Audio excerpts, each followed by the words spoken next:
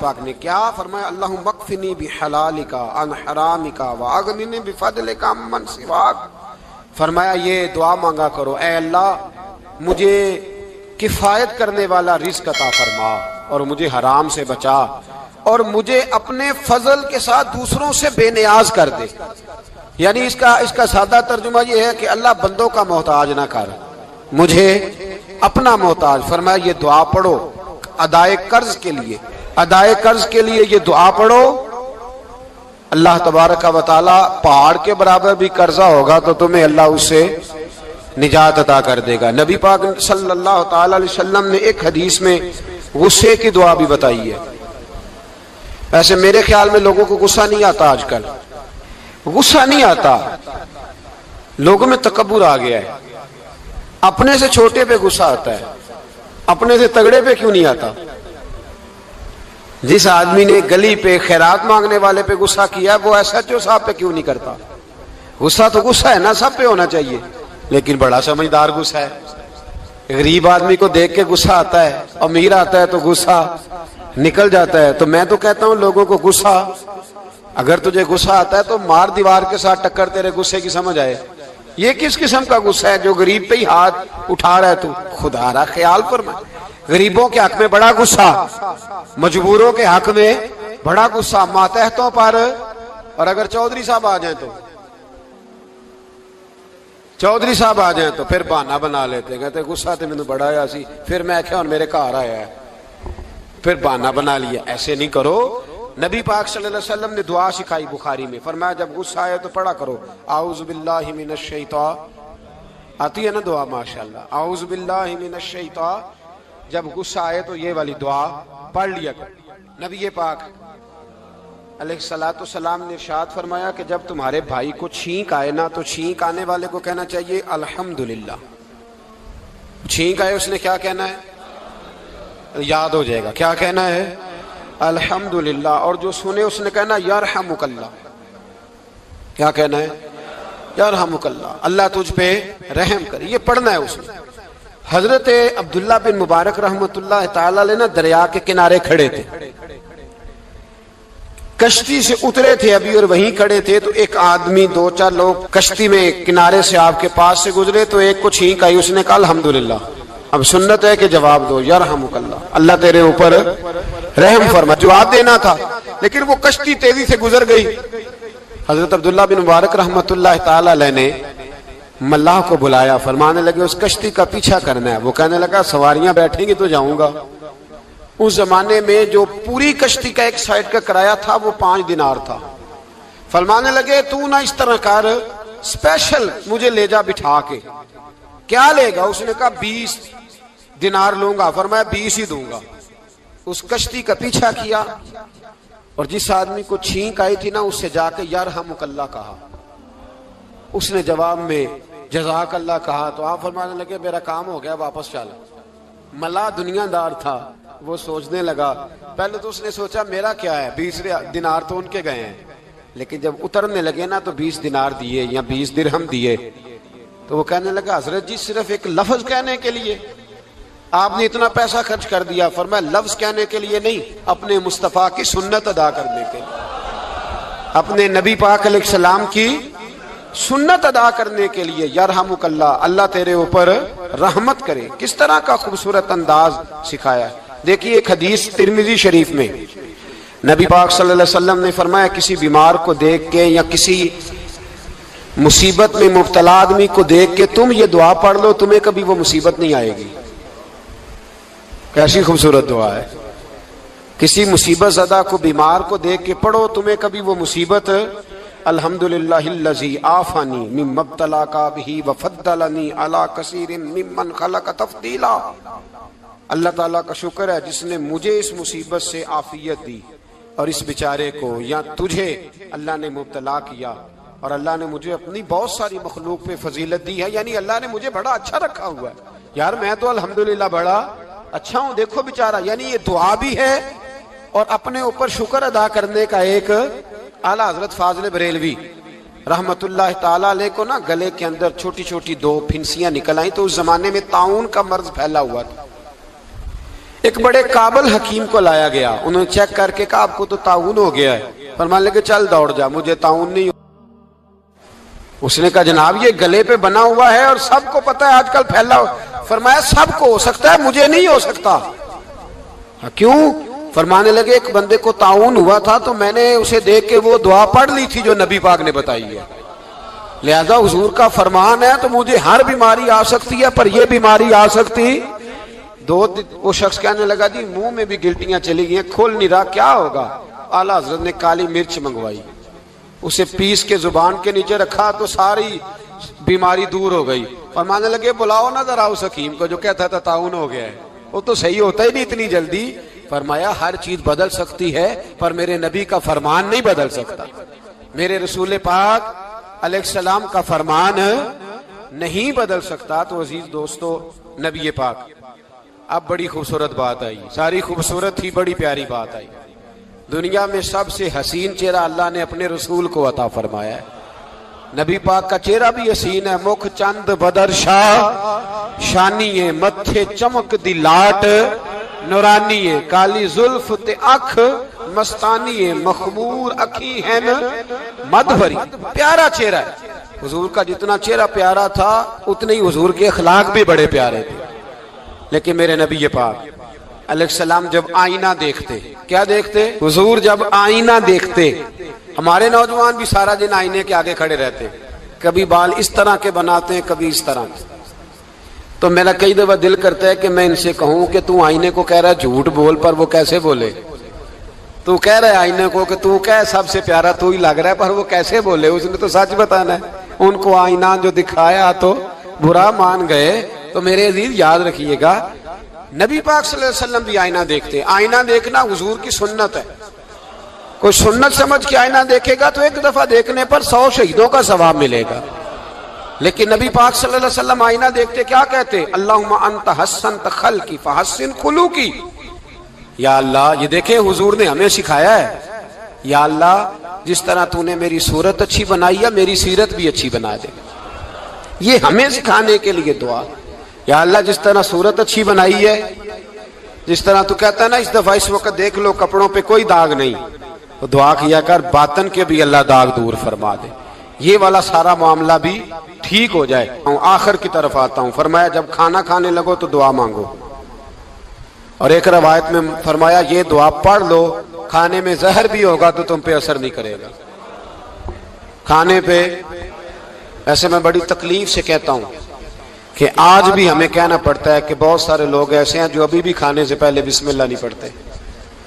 یار بڑے افسوس کی بات نہیں، بڑے افسوس کی۔ حضور نے دعا سکھائی، میں یہ دعا پڑھو گے تو زہر بھی ہوگا تو اثر نہیں کرے گا۔ بسم اللہ الذی لا یضر مع اسمہ شیء فی الارض ولا فی السماء یا حی یا قیوم، جس کی برکت سے زمین و آسمان میں کوئی چیز بھی نقصان نہیں دیتی، اور اے اللہ اے ہمیشہ زندہ رہنے والے اور قائم رہنے والے۔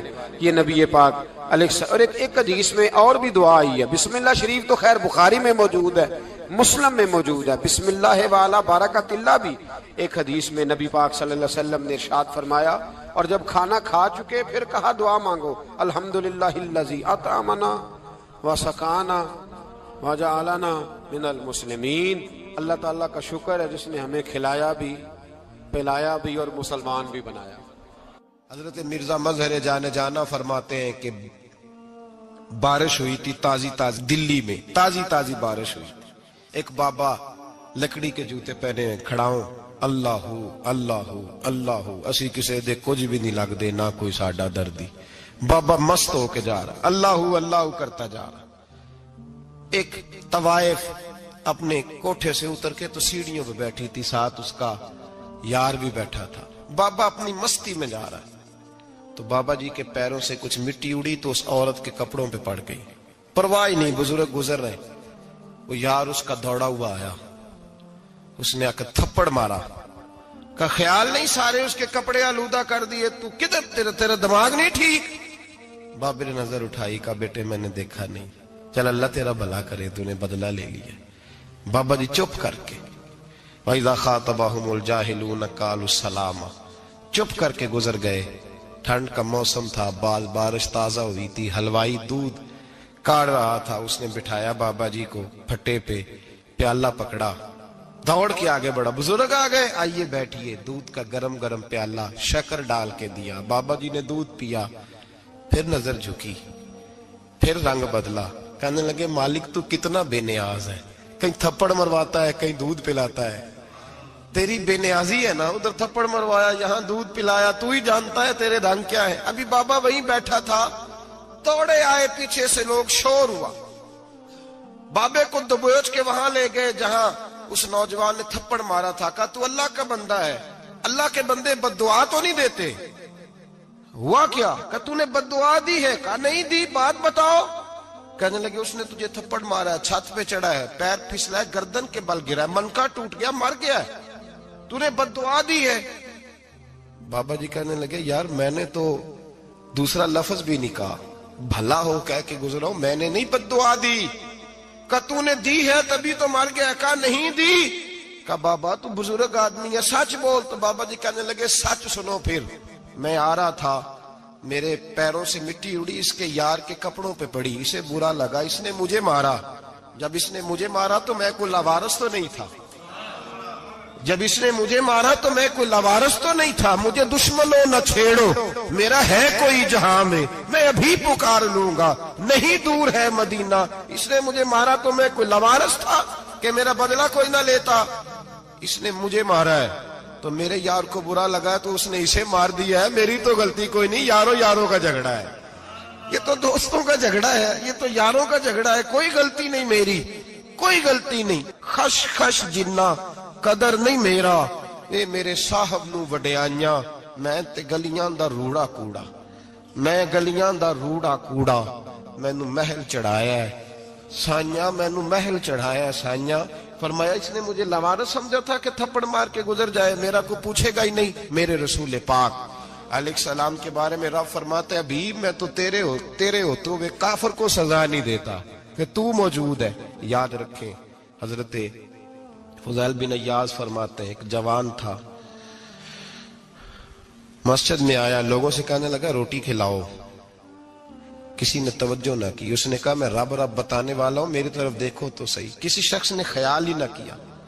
फिर उसने कहा यार थोड़ा सोचो, नमाजियों से कहा, अहले इलाका से कहा, उन्होंने कहा तेरी तरह के बड़े दरवेश देखे। मस्जिद के मेहराब में वो रब करीम का बंदा इंतकाल कर गया। जब फौत हो गया ना, लोगों का मिजाज है, बीमार को दवाई नहीं देते, जनाजे पे वक्त पे पहुंच जाते। जब कोई गिर रहा होता है तो सहारा कोई नहीं देता, जब कोई गिर जाता है, टांग टूट जाती है तो तीमारदारी को जमाना पहुंच जाता है। और बुजुर्ग वो नौजवान अल्लाह का नेक बंदा मस्जिद के मेहराब में फौत हो गया। हजरत फज़ैल इब्न अय्याज कहते हैं इमाम साहब ने ऐलान किया चंदा दो, कोई लवारस फौत हो गया, कफन देना। चंदा इकट्ठा हुआ, कफन खरीदा, जनाजा पड़ा, इशा के बाद दफन करके आए।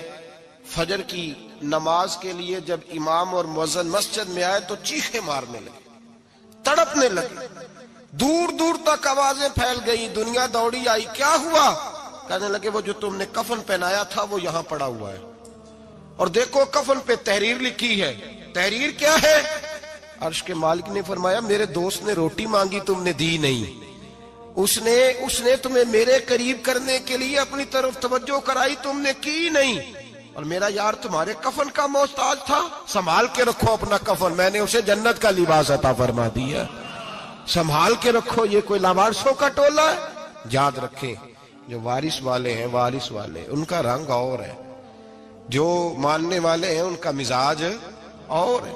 अपनी जिंदगी लवारिसों की तरह अल्लाह ताला अपने बंदों से बड़ी ही मोहब्बत फरमाता है।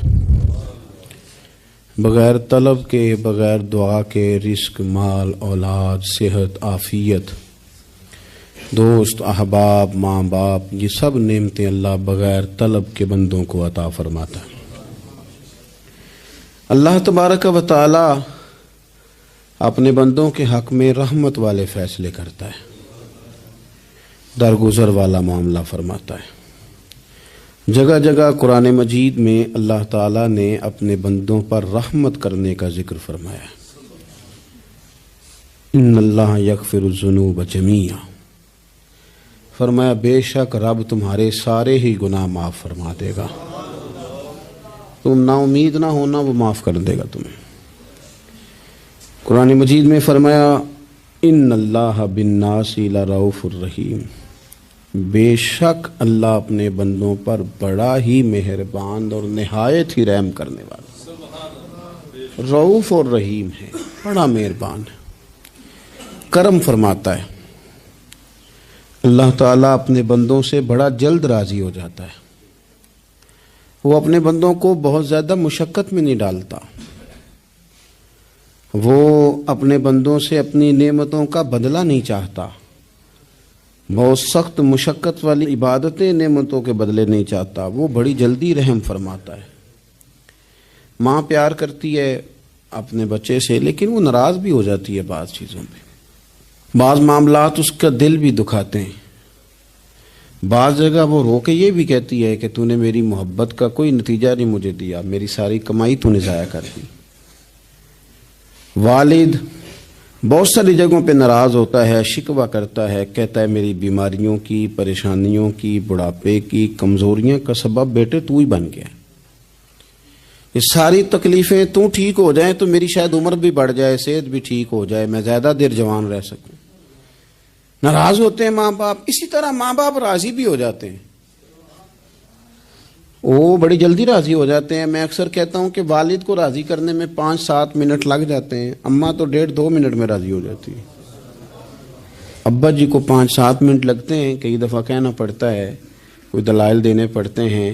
لیکن والدہ کے لیے تو کچھ بھی نہیں. آپ نیرا جا کے پیروں میں بیٹھ ہی جائیں، کچھ بھی نہ کریں، آپ پورا روئیں، نہ رونے والا منہ ہی بن جائے تو اماں تو نرم ہی نرم ہے، جس وقت جو مرضی آپ کرا لیں ہو گیا.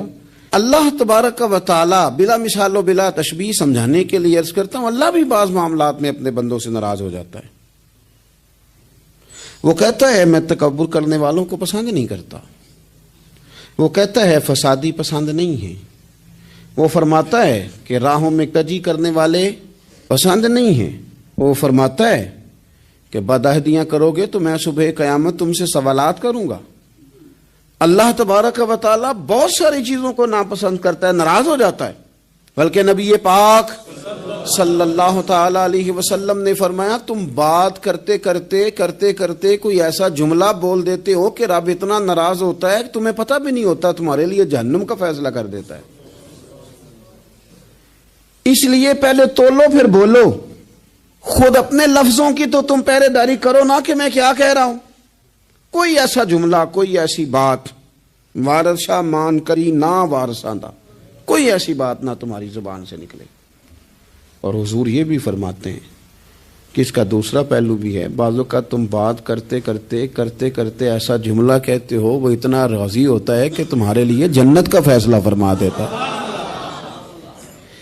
مسلمان کو اب یہ حکم ہے، اس ساری گفتگو کا نتیجہ یہ ہے کہ وہ اپنے جذبات پر، خیالات پر، نگاہوں پر، زبان پر، کانوں پر تھوڑی توجہ دے. بے لگام نہ بنے، بے ترتیب نہ بنے، جو طبیعت میں آئے کر نہ گزرے. تھوڑا سا نہ سوچے سمجھے اور تھوڑا سنبھل کے چلے. کبھی ان کاموں کی طرف نہ جائے جن سے رب ناراض ہو جاتا ہے. ان کاموں کی طرف بڑھے جن سے اللہ راضی ہوتا ہے.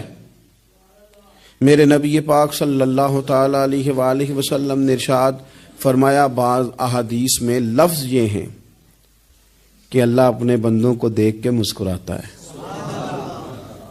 جو اس کی شان کے لائق. جس ترتیب سے ہم مسکراتے ہیں، جس ترتیب سے ہم روتے ہیں، جس ترتیب سے ہم کسی بات کا اظہار تشکر کرتے ہیں، خدا ان باتوں سے پاک ہے. اب بہت ساری حدیثوں میں آیا کہ وہ مسکراتا ہے، تو کیا مطلب ہے مسکرانے کا؟ تو علماء تفسیر نے لکھا ہے مسکرانے کا مطلب یہ ہے کہ وہ بڑا ہی راضی ہوتا ہے اپنے بندے سے، بڑا راضی ہوتا ہے. یہ مطلب ہے.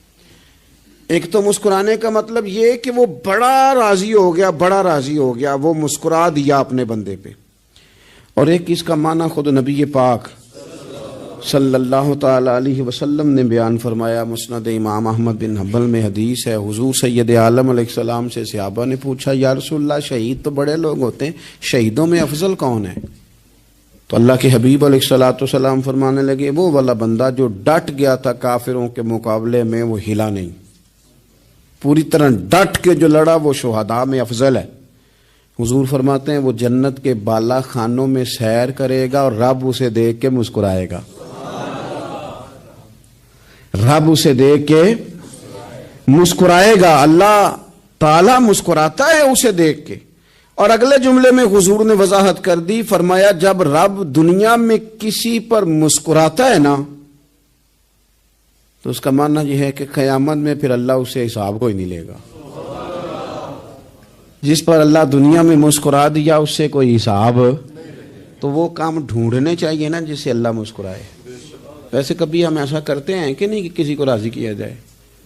یہ کام ہم کرتے ہیں کہ ہماری کمپنی کا جو سربراہ ہے وہ ہم سے راضی رہے، جس ادارے میں ہم پڑھاتے ہیں اس ادارے کا بڑا ہم سے راضی رہے، یہ کرتے ہیں ہم۔ اس کے لیے کچھ نہ کچھ ہیلے بہانے ہم کرتے ہیں، برادری، قبیلہ، علاقہ، بستی، لوگ کسی طریقے سے ہمارے ساتھ مطمئن رہیں، کرتے ہیں نا یہ سارے کام۔ اس میں تھوڑی مشکل بھی ہمیں آتی ہے لیکن کرتے ہیں، کیا کریں۔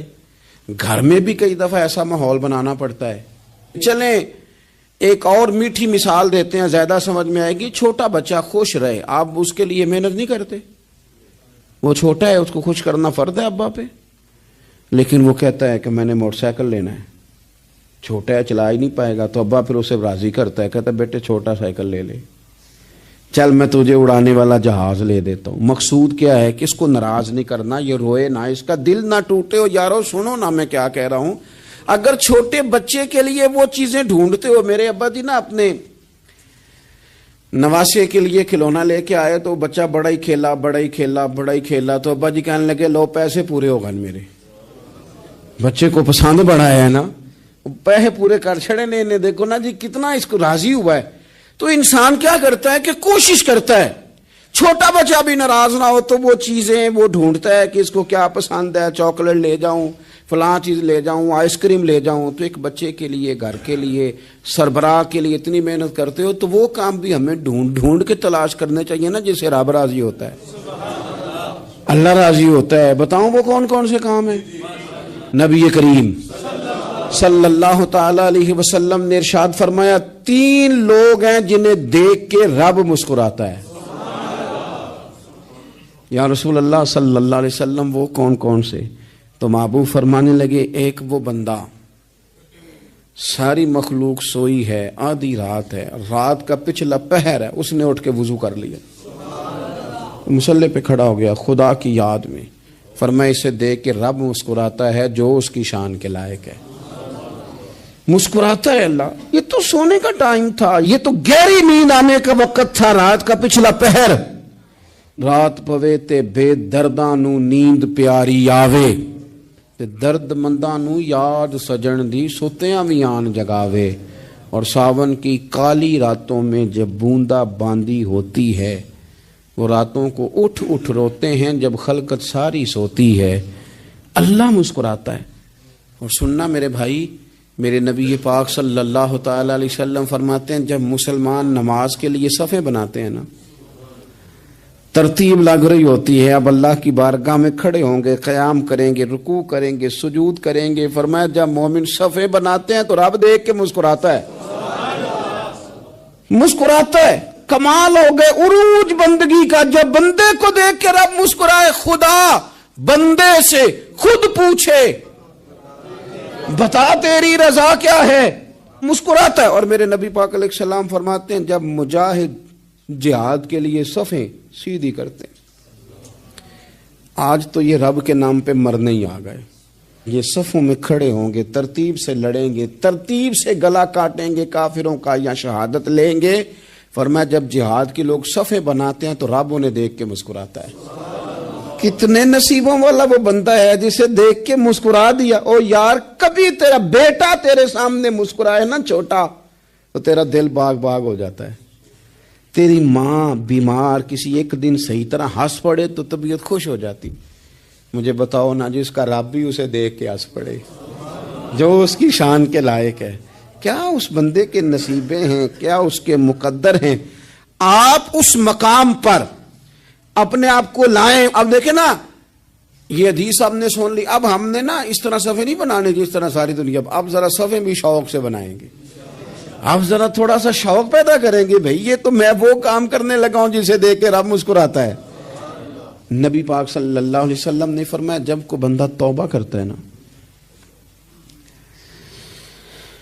ہم توبہ کا رٹا لگاتے ہیں، یا اللہ میری توبہ، یا اللہ۔ اور توبہ کا تو مطلب یہ ہے کہ پچھلے گناہوں سے پکی توبہ، آج کے بعد یہ غلطی نہ کرنے کا پکا وعدہ۔ انہیں ساری شب برات رو کے گزاری ہے، بتا سویرے جھوٹ جوڑنے کا ارادہ ہے تیرا، آج کے بعد رشوت تو نہیں نہ لے گا، ملاوٹ تو نہیں نہ کرے گا، یہ توبہ ہے۔ اور اگر سارے کام اسی طرح کرنے تو پھر یہ توبہ کا رٹا ہے، تو جتنا مرضی لگاؤ۔ حضرت علی بن ربیعہ رضی اللہ تعالیٰ عنہ فرماتے ہیں میں مولا علی کے ساتھ تھا، مقام حرہ کی طرف جا رہے تھے، حضرت علی نے ہاتھ اٹھا کے دعا مانگی ہماری تعلیم کے لیے، ورنہ حضرت علی ہم صحابہ کو محفوظ عن الخطا تو مانتے ہیں نا، ہاتھ اٹھا کے کہا اے اللہ ہمارے گناہ بخش دے، تیرے علاوہ کوئی معاف کرنے والا نہیں۔ اور پھر حضرت علی آسمان کی طرف دیکھا اور دیکھ کے نا حضرت علی بن ربیعہ کو تو مسکرائے۔ حضرت علی بن ربیعہ کہنے لگے حضور مسکرائے کیوں ہو؟ فرمانے لگے ایک دن میں حضور کے ساتھ اسی طرح آیا تھا، اسی طرح حضور نے دعا فرمائی تھی ہماری تعلیم کے لیے، اور پھر حضور مجھے دیکھ کے مسکرائے تھے اور فرمایا جب کوئی بندہ رب کی بارگاہ میں اس طرح استغفار کرتا ہے تو رب مسکراتا ہے، اور مسکرا کے فرماتا دیکھ لو میرے بندوں کو پتا ہے کہ میرے علاوہ معاف کرنے والا کوئی نہیں، انہیں پتا ہے، تم اس کی بارگاہ میں رجوع تو لاؤ، آؤ تو صحیح دو آنسو لے کر۔ اقبال کہتے ہیں کہ موتی سمجھ کے شان کریمی نے چن لیا، قطرے دو گرے میرے ار کے انفال کے، دو میں نے آنسو بہائے تھے تو اس کے کرم نے تو موتی سمجھ کے چن لیے۔ سنو نا حضور اس استغفار کو اللہ کو یار رات کو توبہ کر کے سونا چاہیے ہمیں۔ کچھ غلطیاں ہم کرنا نہیں چاہتے پر ہم سے ہو جاتی ہیں، کچھ دل ہم توڑنا نہیں چاہتے پر وہ ٹوٹ جاتے ہیں، ہماری مجبوری ہوتی ہے ٹوٹ جاتے ہیں۔ رات کو اس کی بارگاہ میں ہاتھ باندھ کے کشکول طلب دراز کر کے خوب استغفار پڑھنا چاہیے کہ مالک بندے ہیں نا کیا کریں، نفس کا ساتھ ہے، دنیا کا ساتھ ہے، خواہشات نفسانیہ، مالک معاف کر دے۔ درد سے توبہ، رسم نہ ہو، کہانی نہ ہو، لفظ نہ ہو، جملے نہ ہو، اور جناب ایسے لوگوں کے بیچ بڑے ہاتھ باندھ کے اور بڑا کوئی ضرورت نہیں، آپ اکیلے اپنی چارپائی پہ بستر کے اندر منہ دے کے بھی درد سے کہیں گے نا معاف کر دے تو وہ تو مہربانی بڑا ہے۔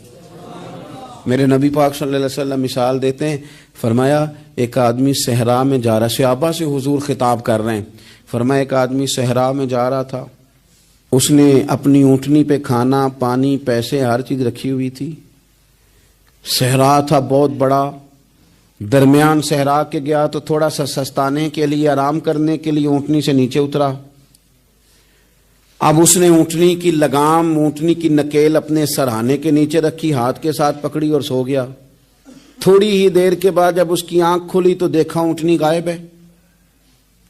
صحرا میں وہ پیدل نہ آگے جا سکتا ہے نہ پیچھے جا سکتا ہے، نہ دائیں نہ بائیں، کھانے کو روٹی نہیں، پینے کو پانی کا قطرہ نہیں، تھوڑا ادھر بھاگا ادھر بھاگا، تھک گیا۔ کریم محبوب فرماتے ہیں وہ پوری طرح نڈھال ہو گیا اور مایوس ہو گیا، معاذ اللہ، مایوس ہو کے دوبارہ اسی جگہ آ کے لیٹ گیا جہاں پہلے لیٹا تھا، انتظار کرنے لگا کہ اب موت ہی آئے گی، آخری وقت ہے، اب نہ میں پیدل یہ صحرا کراس کر سکتا ہوں، نہ پیچھے جا سکتا ہوں، نہ کھانا ہے نہ پانی ہے، سوائے موت کے کوئی سہارا نہیں۔ حضور فرماتے ہیں وہ رستے میں دوبارہ لیٹ گیا، اچانک اس نے رخ بدلا تو اونٹنی سامنے کھڑی تھی۔ حضور نے صحابہ سے پوچھا بتاؤ نا اسے بھلا کتنی کو خوشی ہوگی؟ یا رسول اللہ جسے نئی زندگی مل گئی ہے۔ آپ دیکھیں نا سارے ڈاکٹروں نے کہہ دیا کہ اس کے تو گردے میدا جگر ہر چیز ختم ہے، گھر لے جاؤ خدمت کرو، ہر طرف پریشانی ہے۔ وہ بندہ بھی سمجھ گیا ہے کہ آخری وقت آ گیا، کل جاؤں پرسوں جاؤں، تیاری ہو گئی، سب لوگ آ گئے، باہر والے بھی آ گئے، یہ ماحول ایک عجیب رنگ اختیار کر گیا۔ اچانک ایک ڈاکٹر نے آ کے کہا نہیں نہیں غلطی لگ گئی تھی۔ مجھے بتائیے انداز کیا ہوتا ہے؟ بغیر دوائی کے بندہ اٹھ کے کھڑا نہیں ہو جاتا، او میں تو بچ گیا ہوں، نبی پاک صلی اللہ علیہ وسلم فرمانے لگے اس کی اونٹنی مل گئی، بتاؤ بھلا اسے کتنی خوشی ہوگی یا رسول اللہ، وہ تو دوبارہ دنیا میں آ گیا۔ حضور فرمانے لگے اسے کچھ بھی خوشی نہیں ہوئی۔ جب کوئی رب کا گناہگار بندہ آ کے توبہ کرتا ہے، رب کو اس سے کئی گنا زیادہ خوشی ہوتی ہے۔ میرا بندہ آ گیا ہے، میرا بندہ آ گیا ہے، میرے گھر آ گیا، اس نے آنسو بہائے ہیں، اس نے کہا اللہ میں تیرا ہی ہوں، تیرا ہی رزق کھاتا ہوں، تیری ہی زمین پہ رہتا ہوں، تیرے نام سے میری سانسیں چلتی ہیں۔ وہ آ گیا۔ فرمایا اس اونٹنی والے سے زیادہ رب کو خوشی ہوتی ہے جب گناہگار آ کے توبہ کرتے۔ گناہگاروں کے آنسو اس کی بارگاہ میں بڑے مقبول ہیں، لیکن ہم رسم ادا کرتے ہیں، توبہ نہیں کرتے۔ ہم اپنے آپ کے ساتھ دھوکہ کرتے ہیں، جھوٹ بولتے ہیں۔ ہم بندہ کوئی ناراض ہو جائے تو ہمیں کو نہیں نیند آتی، اس کے گھر چلے جاتے ہیں۔ ہم اپنے سارے رشتوں کو، تعلقات کو مینٹین کر کے رکھنے کے عادی ہیں۔ ہمیں پتہ ہے کہ وہاں میں نہیں جا سکا تو بیٹا بھیجتا ہوں، فلاں شادی پہ میں نہیں جا سکا تو بھتیجا بھیجتا ہوں، بھائی بھیجتا ہوں۔ ہر تعلق کا ہم نے خیال رکھا کوئی روٹھ نہ جائے۔ لیکن کمال ہے نا، یہ نہیں سوچا کہ اگر رب روٹھ گیا تو جب وہ روٹھ جائے نا تو سارے رشتے بھی بندے کے پاس موجود ہوں تو کوئی کرامت نہیں ہوتا۔ پھر کروڑوں روپیہ جیب میں ہوں تو ڈاکٹروں کی دوائیاں اثر نہیں کرتی۔ وہ روٹھ جائے تو پھر انسان اس طرح سے پھسلتا ہے کہ بڑے بڑے اس کے پاس دروازے ہوتے ہیں پر کسی جگہ اس کا ہاتھ نہیں لگتا۔ خدا را خیال کریں، دنیا روٹتی ہے تو روٹھ جائے، رب رسول ناراض نہ ہونے پائیں، اس کا خیال کریں۔ حضور فرماتے ہیں وہ مسکراتا ہے، اسے خوشی ہوتی ہے جب کوئی اس کا بندہ اس کی طرف رجوع کرتا ہے۔ میرے عزیزو، رسول پاک صلی اللہ تعالی علیہ وسلم نے ان لوگوں کے تذکرے کیے جنہیں دیکھ کے رب مسکراتا ہے۔ ہم نا گناہگاروں پر بھی فتویٰ دینے میں جلدی کرتے ہیں اور نیکی پر بشارت دینے میں بھی جلدی کرتے ہیں، حالانکہ یہ ہماری ذمہ داری نہیں۔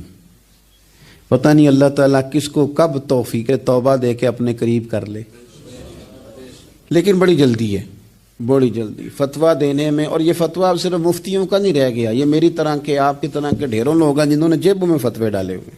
بھئی آپ نے کیوں ذمہ داری لے لی ہے جنت میں داخل کرنے کی اور نکالنے کی؟ یہ تو میرے رب کریم کا کرم ہے، وہ جس کو چاہے جب چاہے جتنا چاہے عطا کرے۔ لیکن کچھ لوگ نا بڑے پکے ہو گئے ہیں کہ شاید جو میں سوچ رہا ہوں وہی درست ہے۔ کبھی کبھی کچھ چیزیں عجیب بھی ہوتی ہیں، لہذا خدا کی رحمت پر بھروسہ کر کے بات کرنی چاہیے، اپنی مرضی کے فتوے نہیں داغنے چاہیے۔ وہ دیکھو جی فلانا بندہ یوں کر رہا ہے، آپ کو پتہ ہی نہیں پوری بات کا، آپ کو علم ہی نہیں پوری بات کا۔ حضرت بہاءاللہ نقشبند بخاری رحمت اللہ علیہ فرماتے ہیں میں حج کرنے گیا تو وہاں میں نے ایک آدمی کو کروڑوں کا کاروبار کرتے دیکھا تو میرے دل میں خیال ہے یہاں بھی اللہ اللہ کرنی چاہیے تھی، دنیا داری کر رہا ہے۔ لیکن فرماتے ہیں حج سے فارغ ہوئے تو میں نے دیکھا وہی بندہ سارا کچھ رب کی بارگاہ میں خیرات کر رہا ہے، اور سینکڑوں غریب حاجی ہیں جن کو پورے خرچے دے رہا ہے۔ تو میں نے وہی اپنی سوچ سے توبہ کی کہ میں کہاں تھا۔ بڑی جلدی کھڑے نہ ہو جائیں۔ حضرت حسن بصری رحمت اللہ تعالی علیہ ارشاد فرماتے ہیں کہ میں دریا کے کنارے گیا تو وہاں میں نے ایک شخص کو دیکھا، وہ اپنی ایک خاتون کی گود میں سر رکھ کے بیٹھا اور قریب ایک بوتل بھی پڑی ہے۔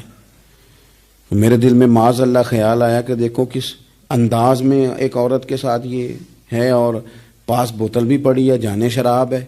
کہتے میں سوچ ہی رہا تھا کہ اچانک ایک کشتی آ رہی تھی دریا میں، وہ ہج کو لے کھائے، کشتی میں 4-5 لوگ تھے، وہ دریا میں ڈوبنے لگے۔ وہ آدمی تیزی سے اٹھا، دریا میں چھلانگ لگائی، پہلے ایک کو نکالا، پھر دوسرا نکالا، پھر تیسرا نکالا، ایک بندہ رہ گیا۔ کہنے لگا حضور مجھے تو آپ نے گناہگار سمجھا ہے، میں تو بڑے غلط انداز میں یہاں بیٹھا ہوں، آپ نے جو سوچا چلیں گے چوتھا بندہ آپ نکالنا ہے، کرے نا یہ کام، کرے نا یہ کام۔ بڑے بھولے بھالے، بڑے اللہ والے، ریاض آپ کو بس ہم ہی جانتے ہیں، اتنی جلدی فتویٰ۔ حضرت حسن بصری فرماتے ہیں میں پشیمان ہوا، میں نے کہا مجھے تیرنا نہیں آتا، تو دیر نہ کر، چوتھا ڈوب نہ جائے۔ پھر اس نے چھلانگ لگائی، چوتھا بھی نکال لایا، اور کہنے لگا حضرت آپ نے جلدی کی سوچنے میں، یہ بی بی میری ماں ہے اور یہ سرکے کی بوتل ہے، ہم ماں بیٹے کا یہ مشغلہ ہے کہ یہ وہ جگہ ہے جہاں آ کے لوگ مسافر اترتے ہیں، اور یہاں سے کسی کا گھر 100 میل ہے، کسی کا 200 میل ہے، ہم صبح سرکہ کھجوریں روٹیاں لے کے یہاں آتے ہیں، مسافروں کی نوکری کرتے ہیں، کوئی پریشان ہو تو مدد کرتے ہیں۔ حضرت خواجہ حسن بصری فرماتے ہیں میں نے معافی مانگی، ان سے بھی مانگی، رب سے بھی مانگی، انہوں نے مانگ لی نا بزرگ تھے، پر ہم کو نہیں تیار مانگنے کو۔ ہم ہر وقت بدگمانیاں، وہ فلانا فلانے جرم کرتا تھا، میں اسے اب کیسے نیک مان لوں؟ بھئی اب وہ نمازی ہے، خدا کے گھر آتا جاتا ہے، اب اللہ کی بارگاہ میں حاضر ہوتا ہے، جب رب نے معاف کر دیا تو بھی سوچ بدل جا۔ سنیں حضور کیا فرماتے ہیں، نبی پاک صاحب العلاق صلی اللہ تعالی علیہ وسلم فرماتے ہیں، مسند امام احمد بن حنبل دیکھیے، فرمایا رب اس وقت بڑا ہی مسکرائے گا جب قاتل بھی جنت میں جائے گا، مقتول بھی جنت میں جائے گا۔ یا رسول اللہ مقتول تو گیا، یہ قاتل کیسے چلا گیا؟ حضور فرماتے ہیں جائے گا، اور جائے گا اور رب مسکرائے گا جو اس کی شان کے لائق ہے۔ یا رسول اللہ کس طرح؟ تو نبی پاک صلی اللہ علیہ وسلم فرمانے لگے اس نے ایک مومن کو قتل کیا تھا، وہ شہید ہو کے جنت میں چلا گیا، اب اللہ نے بعد میں اسے توبہ کی توفیق دے دی، پہلے اس نے کلمہ پڑھا، پھر یہ میدان میں اترا، کافروں سے لڑا، یہ شہید ہوا، رب نے اسے بھی جنت دے دی۔ قاتل بھی جنت میں، مقتول بھی جنت میں، اور بات اتنی انوکھی ہے کہ رب دیکھ کے مسکرا رہا ہے جو اس کی شان کے لائق ہے۔ ہم جلدی میں ہیں، ہم انتظار نہیں کر رہے کہ شاید توبہ کر جائے، ہم انتظار نہیں کر رہے، لیکن میرے عزیز اتنی جلدی نہ کریں۔ سوچوں کا صاف ہونا، ذہنوں کا پاک ہونا، اور لوگوں کے بارے میں گمان کا اچھا ہونا۔ آپ کسی نفسیات کے ڈاکٹر کے پاس چلے جائیں، اسے کہیں ٹینشن بڑی ہے، میں ان کے مضامین پڑھتا رہتا ہوں، وہ سب سے پہلا سبق آپ کو یہ پڑھائیں گے کہ اچھا سوچا کریں۔ اچھا سوچنے سے بندہ تندرست رہتا ہے۔ کس سے بندہ تندرست رہتا ہے؟ ہیں جی واقعی، یعنی اس والے پڑوسی کے بارے میں بھی اچھا سوچنا ہے، گھر میں اس والے کے بارے میں بھی، چھوٹے بھائی کے بارے میں بھی اچھا سوچنا ہے، اور بڑے کے بارے میں بھی اچھا ہی سوچنا ہے۔ یعنی اپنی برادری قبیلے کے بارے میں بھی اچھا سوچیں، جو قبیلے کا نہیں اس کے بارے میں بھی چلیں تھوڑا سا اچھا سوچ لیں، اپنے بارے میں تو اچھا سوچا ہے بڑا۔ میں کہتا ہوں کہ ہم اپنی غلطیوں سمیت اپنے آپ سے بڑا پیار کرتے ہیں، اور دوسرے کی ایک غلطی نظر آ جائے تو ہمیں گھین آنے لگ جاتی ہے۔ آپ جلدی نہ کریں، مالک نے موقع دیا ہے بندوں کو، نہ وہ کسی کا رزق چھین رہا ہے، نہ سانسیں چھین رہا ہے، وہ اپنی زمین پہ چلنے بھی دے رہا ہے، رہنے بھی دے رہا ہے، تو جب اس نے موقع دیا ہے آپ بھی تھوڑا موقع دیں۔ اللہ بڑا کریم ہے، دروازے کھولے گا، اس کے بندے اس کی بارگاہ تک پہنچیں گے۔ بدگمانیاں، اور پھر بدگمانیوں کا عروج، اور اس لیول تک جا کے بات کر دینے کا جہاں سے خوف آئے کہ یار یہ بات نہیں کرنی چاہیے تھی۔ رسول کائنات سرور دو عالم صلی اللہ تعالی علیہ وسلم فرماتے ہیں کہ اللہ مسکراتا ہے۔ دیکھو ہمارے ہاں نا ایک اور بھی مسئلہ بن گیا ہے، میں نے کچھ لوگوں کو نا پکا، میرے پیارے ہیں، محبت ہے مجھے، تو میں چونکہ آپ میری کلاس ہیں، میں مشاہداتی اور تجرباتی باتیں بھی کر لیتا ہوں، اسی کی روشنی میں کئی دفعہ گفتگو بھی تیار کرتا ہوں۔ کچھ لوگوں نے نا پکا ذہن بنا لیا یہ کہنے کا کہ ہاتھ بڑا تنگ ہے، پکا، آپ جس وقت پوچھ لیں ان کا ہاتھ اور بڑا ہی زیادہ تنگ ہے۔ آپ یقین کریں، بہن کا جو خامند ہے وہ کہہ رہا ہے جا حصہ لے کے آ، تیرے بھائیوں کی کمائی تو نہیں، تیرے ابا کی ہے، لے کے آ۔ وہ بیچاری اس کی منتیں کر رہی ہے، کہتی ہے اگر جاؤں گی نا تو وہ کہیں گے حصہ لے جا، آج کے بعد ہمارے گھر نہ آنا، میرا دروازہ نہ بند کرو، مہربانی کرو۔ اور بھائی سے بات کرتی ہے تو کہتا ہے ہاتھ ہی بڑا تنگ ہے، جب ٹھیک ہوگا تو دے دوں گا۔ نہ کریں یہ ظلم، ہمارے اپنے تڑپتے رہتے ہیں اور ہماری دولتیں اندر پڑی رہتی ہیں، ہمارے اپنے چھوٹی چھوٹی ضروریات کے لیے پریشان ہوتے ہیں، لیکن ہم بڑے بڑے بہانے ہیں ہمارے پاس، کہتے ہیں یہ نکما ہے، یہ نکھٹو ہے، یہ کام نہیں کرتا، اس میں فلانا ہے، بے فلانا ہے، لہذا میں نے نہیں ساتھ چلنا۔ اظہار جب آپ کے اندر پیدا ہوتا ہے نا، اظہار جب کسی کے لیے آپ حساس ہوتے ہیں تو آپ کو بھی سرور حاصل ہوتا ہے۔ نہ کریں یہ کام کہ آپ کو اللہ نے وسعت دی ہے اور ہر وقت آپ ہاتھ تانگ ہونے کا رونا رو رہے ہیں، ہر وقت آپ یہ کہہ رہے ہیں میں بڑی آزمائش میں ہوں، جب خدا نے آپ پہ نہیں ڈالی تو اتنے جھوٹ بولنا صرف اس لیے کہ میرے پیسے بچ جائیں، صرف اس لیے کہانی سنانا کہ حالات میرے بڑے خراب ہیں کہ کوئی بندہ میرے سے کوئی تھوڑا بہت قرض نہ مانگ لے. سنو، نبی پاک صلی اللہ علیہ وسلم کے پاس مہمان آ گیا، بخاری مسلم ہے. حضور نے ازواج مطہرات کے گھروں میں پیغام بھیجا، کچھ چیز ہے ضیافت کے لیے؟ یا رسول اللہ کچھ بھی نہیں، یہ دو جہاں کے شاہ ہیں اور پاس کچھ رکھتے نہیں، دو جہاں کی نعمتیں ہیں ان کے خالی ہاتھ میں. یا رسول اللہ کوئی چیز بھی نہیں. حضور نے صحابہ کے مجمع پہ نظر ڈالی، یا رسول اللہ صلی اللہ علیہ وسلم حکم ہو. تو حضور فرمانے لگے تم میں سے کوئی بندہ ہے جو اسے گھر لے جائے روٹی کھلائے؟ ایک صحابی اٹھے فوراً، حضور میں لے کے جاتا ہوں کھانا کھلاتا ہوں. فرماتے ہیں میرے گھر میں صرف بچوں کا کھانا تھا، یہ نہیں کہ فریزر بھرا ہوا ہے نعمتوں سے، صرف بچوں کا کھانا. یہ نہیں کہ کسی کو دیکھ کے اپنی ہنڈیا پہ برتن دے لیا، صرف بچوں کا کھانا. کہتے ہیں گھر گیا، بیوی سے کہا کیا کیفیت ہے؟ کہنے لگی بچوں کی روٹی ہے. میں نے کہا بچے سلا دے، صبح ناشتہ کر لیں گے.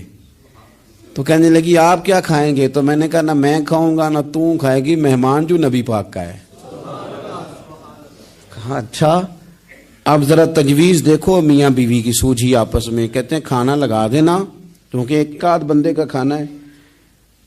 اپنی غربتوں کا ہر جگہ اظہار کرنا، رونا رونا. یہ دیکھو غربت کیسے چھپائی جا رہی. اس کو کہا نہیں کہ چل تو تھوڑا رحم کھا، تو آیا ہے تو تھوڑا رحم کھا، یہ نہیں کہا.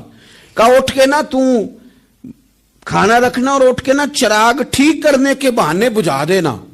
ہم دنیا والوں کے سامنے کیوں اپنے دکھ بیان کریں؟ ہم جو کہیں گے رب رسول کی بارگاہ میں کہیں گے. تو نا چراغ ٹھیک کرنے کے بہانے. اہلیہ اٹھی، کھانا دینے کے بعد چراغ ٹھیک کرنے کے بہانے بجھا دیا. خامد بھی ہاتھ چلاتے رہے، بیوی کبھی برتن رکھتی کبھی اٹھاتی. پتہ چلے کہ کھانا کھا رہے ہیں، کھانا کھایا جا رہا ہے. کہتے ہیں مہمان پیٹ بھر کے کھانا کھا گیا. یہ کام ہوا رات کے اندھیرے میں، اس وقت ہوا جب چراغ بھی بند تھا، اس وقت ہوا جب کوئی دیکھنے والا نہیں تھا، کسی پڑوسی کو بھی خبر نہیں تھی. فرماتے ہیں صبح کے اجالے میں اس مہمان کو لے کے مسجد نبوی میں نے قدم رکھا تو نبی کریم نے فرمایا رات جو تم نے کام کیا ہے نا اسے دیکھ کے میرا رب بڑا مسکرایا ہے، اللہ بڑا مسکرایا ہے. اللہ تر دامنی پہ شیخ ہماری نہ جائیے، ہم دامن نہ چھوڑ دیں تو فرشتے وضو کریں. یہ شان ہے صحابہ کی. نبی کریم علیہ السلام نے فرمایا رب رات مسکرایا تیرا یہ انداز دیکھ کے، اور اس نے قرآن نازل کیا وَيُؤْثِرُونَ عَلَىٰ أَنفُسِهِمْ وَلَوْ كَانَ بِهِمْ خَصَاصَةٌ. کچھ لوگ وہ ہیں جنہیں بڑی بھی ضرورت ہو تو دوسروں پر اثار کر دیتے ہیں، قربانی دے دیتے ہیں. رب مسکرایا ہے. اندر پیسے رکھے ہوئے ہیں، اندر پیسے رکھے ہوئے ہیں، اور بہن آ کے منت کر رہی ہے کہ بھائی حالات بڑے خراب ہیں، تھوڑی سی مہربانی کر. تو کہتے ہیں بہن پردہ یہ بس. کیسے بتاؤں تجھے حالات، تجھے کیا بتاؤں، کام کتنی مشکل سے چلتا ہے، یہ پردہ یہ بس. بہرحال اگر تو نے کہا ہے نا 50,000 تو میں زیادہ نہیں کوئی 20 کو دے دوں گا تجھے، وہ بھی خاصی نیکی کر کے، وہ بھی بتا سکھا کے. رات اماں پہ علیحدہ سے احسان چڑھاؤں گا، ابا پہ علیحدہ سے چڑھاؤں گا کہ تمہاری بیٹی کے ساتھ تعاون کر رہا ہوں، سارے علاقے کو ویسے ہی بتاؤں گا. اور وہ غریبنی بیچاری 20,000 لے کے گھر گئی ہے، پہ سفارشیں کر رہی ہے کہ مہربانی کرو. میں نے ایسے بھی دیکھے ہیں جو پہلے بیوی کو پکڑاتے ہیں تو دے، اس لیے کہ پھر وزیر اعظم تو ڈنڈا نکال لے گا تو بڑا مشکل ہو جائے گا پھر گھر میں رہنا، لہذا وہ یہ تو آگے لگ. یہ کیا لہجہ ہے آپ کا؟ یہ تو کسی کو بھی دیں تو چھپا کے دینے کا حکم ہے، کسی کو بھی دیں تو ہمیں حکم یہ ہے کہ سیدھے ہاتھ سے دینا ہے، الٹے کو خبر. اور یہ جو بالکل ہی اپنے ہیں ان پر تو پردہ پوشی آپ کے لیے ویسے ہی ضرورت تھی. میرے عزیز رب مسکراتا ہے. میرے نبی پاک علیہ السلام نے یہ اعمال ہمیں بتائے جن پر اللہ مسکراتا ہے، خوش ہوتا. اور بعض لوگوں کو حضور نے نامینیٹ کیا. حضرت سعد بن معاذ رضی اللہ تعالیٰ عنہ عظیم صحابی تھے. یہ وہ خوبصورت صحابی ہیں جن کے جنازے کو کندھا میرے نبی پاک نے عطا فرمایا، حضور نے کندھا عطا فرمایا. کمال ہو گئی. نرخ بازار محبت کا انوکھا ہی ہو گیا، خود خریداروں میں شامل آ کے مولا ہو گیا. حضور نے کندھا دیا. حضرت سعد بن معاذ رضی اللہ تعالیٰ عنہ کا جب جنازہ اٹھا ان کی والدہ رو پڑی، بڑے درد سے روئی. ماں تھی نا، ان کی آواز جب حضور تک گئی تو نبی پاک نے فرمایا آنسوؤں کو روک لے، آواز کو کم کر لے، تیرے بیٹے کی تو جب روح پرواز ہوئی ہے تو رب مسکرایا ہے، جس کے آنے پہ رب راضی ہو مسکرا دے جو اس کی شان کے لائق ہے۔